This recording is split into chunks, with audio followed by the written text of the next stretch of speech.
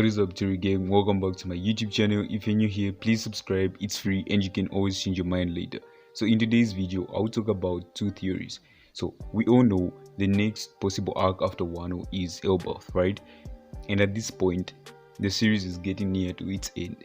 And I feel like a lot of unexplained things will start getting revealed soon. So in today's video, I want to dive into the unknown origin of the One Piece Devil Fruits and Luffy's final opponent. So yeah, let's get started. First of all, we know the properties and weaknesses of the fruit by now, but we still don't know where they came from. Let's not forget that at the end of the day, these are merely fruits, and where do fruits come from? A tree, of course, right? Now, if you search on Google, they say they came from deep underwater or something like that, below the sea, but all this is unconfirmed as far as I know. They haven't really mentioned that. They haven't actually mentioned that, but we have seen them floating to land, like from sea and all, in those old song titles and all. Yeah, those like one part where they would show like them floating up to the shore, you know. Yeah, backing up the Google statement. But I still believe in my theory that they came from a tree, because look at how small fruits are developed. They grow on a tree and are later plucked. Like, what if the big tree where we saw in Charlotte Lin's flashback is just like the tree where the fruits grow from?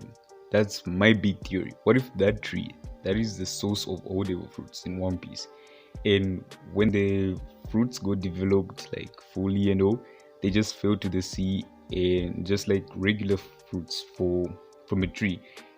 And it's also like a form of dispersal, you know, like when fruits fall, they disperse, right? So yeah, when they fall to the sea, they get scattered throughout the Grand Line to the East Blue, North Blue and all, and people found them. Yeah, and people started eating them. Now back to the tree. I know a lot of you are probably thinking, what if the tree is just like a beanstalk or something from the Jack and the Beanstalk folktale? Well, I believe it's not a possibility, because Oda has already used the reference back on Skypiea, so this be a tree. And since all the fruits fell off the tree, I believe giants just started settling there.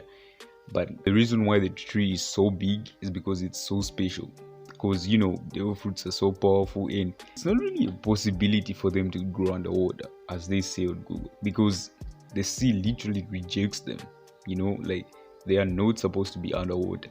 So yeah, I still believe my theory. Comment below if you believe in the theory as well, or tell me some of your theories and all. Yeah, so let's get to the next theory. And wait, while I was still on Elbaf, I thought of talking about one particular episode in One Piece. Well, the first episode of One Piece to be exact. Do you remember where Luffy found the Gamu Gamu no Mi? That's right, in Shanks' chest, right? What if Shanks ate the fruit? Because remember, it was in his chest and he was probably planning to eat it or something, but I highly doubt if he would have, because I remember he was talking about selling it or something. He had the fruit, and what if he ate the fruit and got those powers? He could have potentially been the next Pirate King.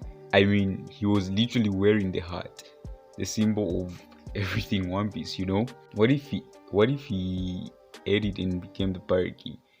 So obviously he gave Luffy the heart and all that changed course. But yeah, anyways. And there was another theory which I saw on the internet. They were asking, is it possible that Shanks is the son of Rox D. Zebek? Like literally one of the strongest captains to have ever lived. But I feel like that's highly unlikely, because Shanks was a rookie on the Pirate King's ship while Rox was still alive. Like, while they were still fighting the Rox pirates, Shanks was on that ship, and I highly doubt if Rox is the type of guy to like let his kid be on his rival's ship. I mean, obviously we don't know much about him, but I highly doubt that. And on the subject of Shanks being on Gold D. Roger's ship, doesn't it mean that Shanks knows the One Piece? Like, guys, come on, think about it. He was on that ship, he traveled to, you know, the place where the One Piece is with Buggy as well. doesn't it mean that the two of them know about the ship? Because okay, I would obviously believe that Baggy left the crew before they even went to that final journey. But still, Shanks, I highly doubt if Shanks left the ship. I think Shanks knows the One Piece exists and knows how to get there. And I feel like he's just choosing not to go there, you know, because he obviously wants Luffy to be the Pirate King because those two are pals. And that's what I think Elbaf would be all about, like empowering Luffy and all, you know. Because look at Silver's Rayleigh. He knows the One Piece, he knows how to get there, but still Luffy didn't want to know anything. And I highly doubt if Silver's Rayleigh would have even told them either way. But yeah, anyways, these are just theories, guys. Let's get on to the final opponent of Luffy.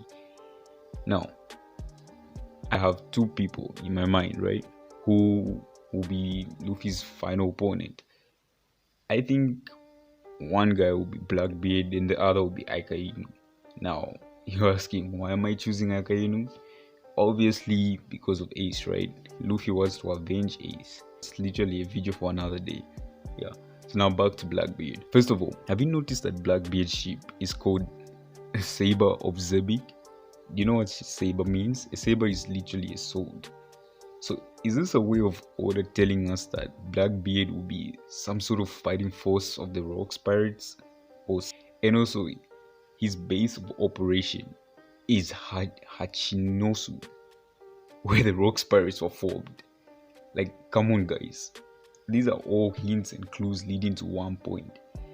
And I feel like doesn't mean history will repeat itself. Like the final battle will be between Luffy and Blackbeard, just like the Rocks Pirates faced the Roger Pirates. And would Luffy need a marine to help him, like Roger needed Garp, right?